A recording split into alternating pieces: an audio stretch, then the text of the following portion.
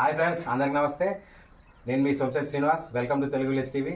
Friends, ఆరిద్ర కార్త వచ్చిందంటే రకరకాల విత్తనాలు విత్తుకుంటాం. ఇవన్నీ మా పెరట్లో కాసిన కాయలే. వీటిని స్టోర్ చేసుకొని ఈ విధంగా విత్తనాలు తీసుకున్నాం. ఇంకా సొరకాయ నుండి సోరిత్తులు, చిక్కుడుకాయ నుండి చిక్కుడిత్తులు, బీరకాయ నుండి బీరిత్తులు తీసుకున్నాం.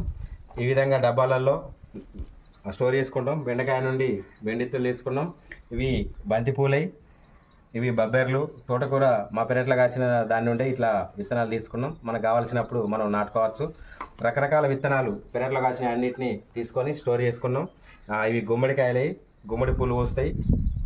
తెలంగాణలో బతుకమ్మ చాలా ప్రసిద్ధి చెందింది.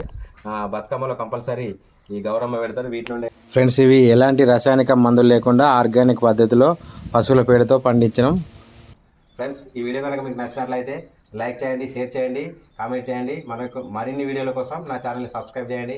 బాయ్ ఫ్రెండ్స్, మరొక వీడియోలో మళ్ళీ కలుద్దాం.